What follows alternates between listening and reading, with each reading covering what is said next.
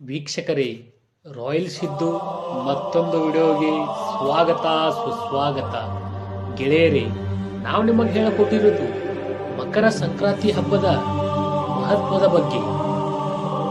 ಇದೇ ಥರ ಕಂಟೆಂಟ್ಗೋಸ್ಕರ ಚಾನಲನ್ನು ಸಬ್ಸ್ಕ್ರೈಬ್ ಮಾಡಿ, ಹಾಗೆ ಪಕ್ಕದಲ್ಲಿರುವ ಬೆಲ್ ಐಕನ್ ಅನ್ನು ಕ್ಲಿಕ್ ಮಾಡಿ.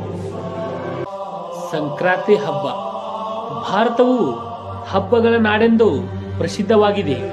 ಇಲ್ಲಿ ಪ್ರತಿ ಋತುವಿಗೂ ಪ್ರತಿ ಸಂದರ್ಭಕ್ಕೂ ಒಂದೊಂದು ಹಬ್ಬವಿದೆ. ಆ ಹಬ್ಬಗಳಲ್ಲಿ ಅತ್ಯಂತ ಮಹತ್ವದ ಹಾಗೂ ಪವಿತ್ರ ಹಬ್ಬಗಳಲ್ಲಿ ಸಂಕ್ರಾಂತಿ ಹಬ್ಬ ಪ್ರಮುಖ ಸ್ಥಾನವನ್ನು ಹೊಂದಿದೆ. ಸಂಕ್ರಾಂತಿ ಹಬ್ಬವನ್ನು ದೇಶದ ವಿವಿಧ ಭಾಗಗಳಲ್ಲಿ ವಿಭಿನ್ನ ಹೆಸರಿನಿಂದ ವಿಭಿನ್ನ ರೀತಿಯಲ್ಲಿ ಆಚರಿಸಲಾಗುತ್ತದೆ. ಕರ್ನಾಟಕದಲ್ಲಿ ಇದನ್ನು ಸಂಕ್ರಾಂತಿ ಹಬ್ಬ ಎಂದು ಕರೆಯಲಾಗುತ್ತದೆ. ಈ ಹಬ್ಬವು ಕೃಷಿ, ಪ್ರಕೃತಿ, ಸೂರ್ಯ ಮತ್ತು ಮಾನವ ಜೀವಿಯೊಂದಿಗೆ ಗಾಢವಾದ ಸಂಬಂಧವನ್ನು ಹೊಂದಿದೆ. ಸಂಕ್ರಾಂತಿ ಹಬ್ಬದ ಅರ್ಥ. ಸಂಕ್ರಾಂತಿ ಹಬ್ಬ ಪದವು ಸಂಸ್ಕೃತ ಭಾಷೆಯಿಂದ ಬಂದಿದ್ದು, ಅದರ ಅರ್ಥ ಸ್ಥಾನ ಬದಲಾವಣೆ ಎಂದಾಗಿದೆ. ಜ್ಯೋತಿಷ್ಯ ಶಾಸ್ತ್ರದ ಪ್ರಕಾರ ಸೂರ್ಯನು ಒಂದು ರಾಶಿಯಿಂದ ಇನ್ನೊಂದು ರಾಶಿಗೆ ಪ್ರವೇಶಿಸುವುದನ್ನು ಸಂಕ್ರಾಂತಿ ಎಂದು ಕರೆಯುತ್ತಾರೆ. ವರ್ಷದಲ್ಲಿ ಒಟ್ಟು 12 ಸಂಕ್ರಾಂತಿಗಳಿದ್ದು, ಅವುಗಳಲ್ಲಿ ಮಕರ ಸಂಕ್ರಾಂತಿ ಅತ್ಯಂತ ಪ್ರಮುಖವಾಗಿದೆ. ಈ ದಿನ ಸೂರ್ಯನು ಧನು ರಾಶಿಯಿಂದ ಮಕರ ರಾಶಿಗೆ ಪ್ರವೇಶಿಸುತ್ತಾನೆ. ಇದರಿಂದ ಉತ್ತರಾಯಣ ಆರಂಭವಾಗುತ್ತದೆ. ಉತ್ತರಾಯಣವನ್ನು ಶುಭ ಕಾಲವೆಂದು ಪರಿಗಣಿಸಲಾಗುತ್ತದೆ. ಸಂಕ್ರಾಂತಿ ಹಬ್ಬದ ಮಹತ್ವ. ಸಂಕ್ರಾಂತಿ ಹಬ್ಬವು ಕೇವಲ ಧಾರ್ಮಿಕ ಹಬ್ಬವಲ್ಲ, ಇದು ಕೃಷಿ ಹಬ್ಬವೂ ಹೌದು. ರೈತರು ತಮ್ಮ ಶ್ರಮದ ಫಲವಾಗಿ ಬೆಳೆದ ಬೆಳೆಗಳನ್ನು ಮನೆಗೆ ತಂದು ಸಂತೋಷದಿಂದ ಹಬ್ಬವನ್ನು ಆಚರಿಸುತ್ತಾರೆ. ಇದು ಹೊಸ ವರ್ಷದ ಆರಂಭವನ್ನು ಸೂಚಿಸುತ್ತದೆ. ಪ್ರಕೃತಿಯು ಹೊಸ ಉತ್ಸಾಹದಿಂದ ತುಂಬಿರುತ್ತದೆ. ಚಳಿಗಾಲದ ಅಂತ್ಯ ಮತ್ತು ಬಿಸಿಲಿನ ಆರಂಭ ಈ ಸಮಯದಲ್ಲಿ ಕಂಡುಬರುತ್ತದೆ. ಸಂಕ್ರಾಂತಿ ಹಬ್ಬದ ದಿನಾಂಕ. ಸಂಕ್ರಾಂತಿ ಹಬ್ಬವನ್ನು ಸಾಮಾನ್ಯವಾಗಿ ಜನವರಿ 14 ಅಥವಾ 15ರಂದು ಆಚರಿಸಲಾಗುತ್ತದೆ. ಇತರ ಹಬ್ಬಗಳಂತೆ ಚಂದ್ರಮಾನ ಕ್ಯಾಲೆಂಡರ್ ಆಧಾರಿತವಾಗಿರದೆ ಸಂಕ್ರಾಂತಿ ಸೌರಮಾನ ಕ್ಯಾಲೆಂಡರ್ ಆಧಾರಿತವಾಗಿರುವುದರಿಂದ ಪ್ರತಿ ವರ್ಷ ಬಹುತೇಕ ಒಂದೇ ದಿನಕ್ಕೆ ಬರುತ್ತದೆ. ಸಂಕ್ರಾಂತಿ ಹಬ್ಬದ ತಯಾರಿಗಳು. ಸಂಕ್ರಾಂತಿ ಹಬ್ಬಕ್ಕೆ ಕೆಲ ದಿನಗಳ ಮೊದಲು ಮನೆಗಳಲ್ಲಿ ಸಿದ್ಧತೆಗಳು ಆರಂಭವಾಗುತ್ತದೆ. ಮನೆಗಳನ್ನು ಸ್ವಚ್ಛಗೊಳಿಸಿ ಬಿಳಿ ಮಣ್ಣಿನಿಂದ ಅಥವಾ ಗೋಮಯದಿಂದ ನೆಲವನ್ನು ತೊಳೆಯುತ್ತಾರೆ.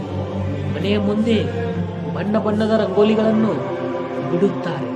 ಹೊಸ ಬಟ್ಟೆಗಳನ್ನು ಖರೀದಿಸಲಾಗುತ್ತದೆ.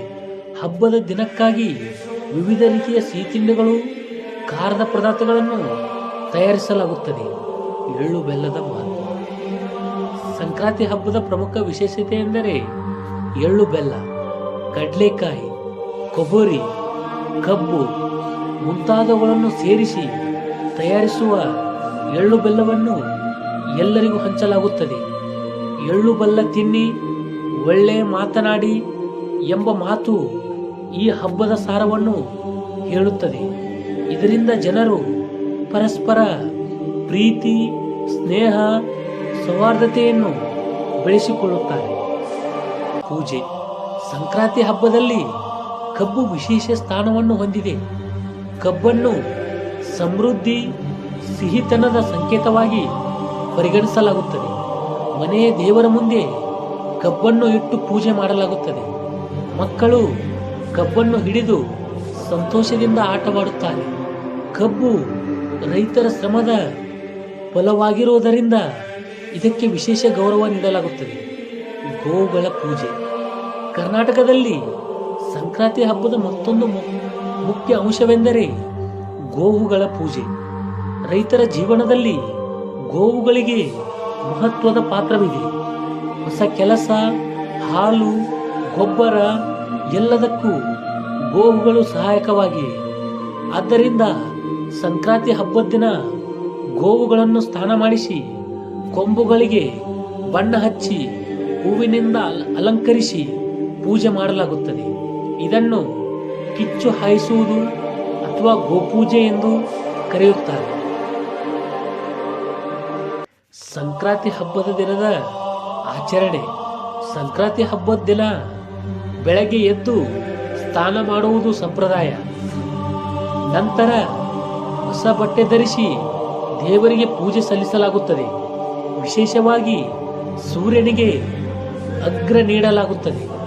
ಮನೆ ಮಂದಿಯೆಲ್ಲ ಸೇರಿ ಹಬ್ಬದ ಊಟವನ್ನು ಸವಿಯುತ್ತಾರೆ. ನೆರೆಹೊರೆಯವರಿಗೆ ಎಳ್ಳು ಬೆಲ್ಲವನ್ನು ಹಂಚಲಾಗುತ್ತದೆ. ಮಕ್ಕಳು ಪತಂಗ ಹಾರಿಸುವುದು, ಆಟವಾಡುವುದು ಮೂಲಕ ದಿನವನ್ನು ಸಂಭ್ರಮದಿಂದ ಕಳೆಯುತ್ತಾರೆ. ಗ್ರಾಮೀಣ ಪ್ರದೇಶಗಳಲ್ಲಿ ಸಂಕ್ರಾಂತಿ ಹಬ್ಬವನ್ನು ಅತ್ಯಂತ ಅದ್ದೂರಿಯಾಗಿ ಆಚರಿಸಲಾಗುತ್ತದೆ. ಜಾತ್ರೆಗಳು, ಹೋರಿ ಹಬ್ಬಗಳು, ಎತ್ತುಗಳ ಓಟ, ಜನಪದ ನೃತ್ಯ, ಜನಪದ ಗೀತೆಗಳು ಹಬ್ಬದ ವಿಶೇಷ ಆಕರ್ಷಣೆಗಳಾಗಿವೆ. ಹಳ್ಳಿಗಳಲ್ಲಿ ಜನರೆಲ್ಲ ಸೇರಿ ಒಗ್ಗಟ್ಟಿನಿಂದ ಹಬ್ಬವನ್ನು ಆಚರಿಸುತ್ತಾರೆ. ಇದು ಸಾಮಾಜಿಕ ಏಕತೆಯನ್ನು ಬಲಪಡಿಸುತ್ತದೆ. ನಗರ ಪ್ರದೇಶಗಳಲ್ಲಿ ಸಂಕ್ರಾಂತಿ ಹಬ್ಬವನ್ನು ಸ್ವಲ್ಪ ಸರಳವಾಗಿ ಆಚರಿಸಲಾಗುತ್ತದೆ. ಆದರೂ ಸಂಪ್ರದಾಯಗಳನ್ನು ಮರೆತಿಲ್ಲ. ಮನೆಗಳಲ್ಲಿ ಪೂಜೆ, ಎಳ್ಳು ಬೆಲ್ಲ ಹಂಚಿಕೆ, ಕುಟುಂಬ ಸಮೇತ ಊಟ ಮಾಡುವುದು. ಇತ್ತೀಚಿನ ದಿನಗಳಲ್ಲಿ ಅಪಾರ್ಟ್ಮೆಂಟ್ಗಳಲ್ಲಿ ಒಟ್ಟಾಗಿ ಸಂಕ್ರಾಂತಿ ಆಚರಣೆ ಮಾಡುವ ಪದ್ಧತಿಯು ಹೆಚ್ಚಾಗಿದೆ. ಸಂಕ್ರಾಂತಿ ಮತ್ತು ಪರಿಸರ. ಸಂಕ್ರಾಂತಿ ಹಬ್ಬವು ಪರಿಸರದೊಂದಿಗೆ ಮಾನವನ ಸಂಬಂಧವನ್ನು ನೆನಪಿಸುತ್ತದೆ. ಸೂರ್ಯ, ಭೂಮಿ, ಬೆಳೆ, ಜಾನುವಾರುಗಳು ಎಲ್ಲವೂ ಮಾನವನ ಜೀವನಕ್ಕೆ ಅವಿಭಾಜ್ಯ ಭಾಗಗಳಾಗಿವೆ ಎಂಬ ಸಂದೇಶವನ್ನು ಈ ಹಬ್ಬ ನೀಡುತ್ತದೆ. ಪ್ರಕೃತಿಗೆ ಕೃತಜ್ಞತೆ ಸಲ್ಲಿಸುವ ಹಬ್ಬವೆಂದು ಸಂಕ್ರಾಂತಿಯನ್ನು ಕರೆಯಬಹುದು. ಸಂಕ್ರಾಂತಿ ಹಬ್ಬದ ಸಾಮಾಜಿಕ ಮಹತ್ವ. ಸಂಕ್ರಾಂತಿ ಹಬ್ಬವು ಸಮಾಜದಲ್ಲಿ ಸಮಾನತೆ, ಸ್ನೇಹ, ಸಹಬಾಳ್ವೆಯನ್ನು ಉತ್ತೇಜಿಸುತ್ತದೆ. ಶ್ರೀಮಂತ, ಬಡ ಎಂಬ ಭೇದವಿಲ್ಲದೆ ಎಲ್ಲರೂ ಒಟ್ಟಾಗಿ ಹಬ್ಬವನ್ನು ಆಚರಿಸುತ್ತಾರೆ. ಎಳ್ಳು ಬೆಲ್ಲ ಹಂಚಿಕೊಳ್ಳುವ ಮೂಲಕ ಪರಸ್ಪರ ದ್ವೇಷವನ್ನು ಮರೆತು ಸೌಹಾರ್ದತೆಯನ್ನು ಬೆಳೆಸಿಕೊಳ್ಳುತ್ತಾರೆ. ಸಂಕ್ರಾಂತಿ ಮತ್ತು ಮಕ್ಕಳ ಪಾತ್ರ. ಮಕ್ಕಳಿಗೆ ಸಂಕ್ರಾಂತಿ ಹಬ್ಬವು ಅತ್ಯಂತ ಆನಂದದಾಯಕ ಹಬ್ಬವಾಗಿದೆ. ಹೊಸ ಬಟ್ಟೆ, ಸಿಹಿ ತಿಂಡಿ, ಆಟಗಳು, ಪತಂಗ ಹಾರಿಸುವುದು ಇವು ಮಕ್ಕಳ ಮನಸ್ಸಿನಲ್ಲಿ ಹಬ್ಬದ ಸಂಭ್ರಮವನ್ನು ಹೆಚ್ಚಿಸುತ್ತದೆ. ಈ ಹಬ್ಬದ ಮೂಲಕ ಮಕ್ಕಳು ನಮ್ಮ ಸಂಸ್ಕೃತಿ, ಪರಂಪರೆ ಮತ್ತು ಮೌಲ್ಯಗಳನ್ನು ಕಲಿಯುತ್ತಾರೆ. ಸಂಕ್ರಾಂತಿ ಹಬ್ಬದ ಬದಲಾವಣೆಗಳು. ಕಾಲಕ್ರಮೇಣ ಸಂಕ್ರಾಂತಿ ಆಚರಣೆಯಲ್ಲಿ ಕೆಲ ಬದಲಾವಣೆಗಳು ಕಂಡು ಬಂದಿವೆ.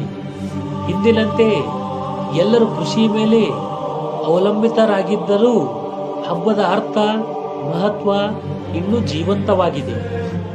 ಆಧುನಿಕ ಜೀವನ ಶೈಲಿಯಲ್ಲಿಯೂ ಸಂಪ್ರದಾಯಗಳನ್ನು ಉಳಿಸಿಕೊಂಡು ಹೋಗುವುದು ನಮ್ಮ ಕರ್ತವ್ಯವಾಗಿದೆ. ಸಂಕ್ರಾಂತಿ ಹಬ್ಬದ ಸಂದೇಶ. ಸಂಕ್ರಾಂತಿ ಹಬ್ಬವು ನಮಗೆ ಹೊಸ ಆರಂಭದ ಸಂಕೇತವನ್ನು ನೀಡುತ್ತದೆ. ಹಳೆಯ ದ್ವೇಷ, ಅಸಹ್ಯ ದುಃಖಗಳನ್ನು ಬಿಟ್ಟು ಹೊಸ ಆಸೆ, ಸಂತೋಷ, ಸಕಾರಾತ್ಮಕ ಮನೋಭಾವದಿಂದ ಜೀವನವನ್ನು ಮುಂದುವರಿಸಲು ಪ್ರೇರೇಪಿಸುತ್ತದೆ. ಪ್ರಕೃತಿಗೆ ಗೌರವ ನೀಡುವುದು, ಶ್ರಮದ ಮೌಲ್ಯವನ್ನು ಅರಿಯುವುದು, ಮಾನವೀಯತೆಯನ್ನು ಬೆಳೆಸಿಕೊಳ್ಳುವುದು ಈ ಹಬ್ಬದ ಪ್ರಮುಖ ಸಂದೇಶಗಳಾಗಿವೆ. ಒಟ್ಟಾರೆ ಸಂಕ್ರಾಂತಿ ಹಬ್ಬವು ಧಾರ್ಮಿಕ, ಸಾಮಾಜಿಕ, ಸಾಂಸ್ಕೃತಿಕ, ಪರಿಸರ ಸಂಬಂಧಿತ ಮಹತ್ವವನ್ನು ಹೊಂದಿರುವ ಮಹಾನ್ ಹಬ್ಬವಾಗಿದೆ. ಇದು ನಮ್ಮ ಸಂಸ್ಕೃತಿಗೆ ಶ್ರೀಮಂತಿಕೆಯನ್ನು ಪ್ರತಿಬಿಂಬಿಸುತ್ತದೆ. ಸಂಕ್ರಾಂತಿ ಹಬ್ಬವನ್ನು ಸಡಗರದಿಂದ ಆಚರಿಸುವುದರ ಜೊತೆಗೆ ಅದರ ಒಳಾರ್ಥವನ್ನು ಅರಿತು ಜೀವನದಲ್ಲಿ ಅಳವಡಿಸಿಕೊಳ್ಳುವುದು ಅತ್ಯಂತ ಅಗತ್ಯವಾಗಿದೆ. ಇಂತಹ ಹಬ್ಬಗಳು ನಮ್ಮ ಜೀವನಕ್ಕೆ ಸಂತೋಷ, ಶಾಂತಿ ಮತ್ತು ಸಮೃದ್ಧಿಯನ್ನು ತರುತ್ತದೆ. ಹರ್ ಹರ್ ಮಹಾದೇವ್. ಇದೇ ಥರ ಕಂಟೆಂಟ್ಗೋಸ್ಕರ ಚಾನಲನ್ನು ಸಬ್ಸ್ಕ್ರೈಬ್ ಮಾಡಿ, ಹಾಗೆ ಪಕ್ಕದಲ್ಲಿರುವ ಬೆಲ್ ಐಕಾನನ್ನು ಕ್ಲಿಕ್ ಮಾಡಿ.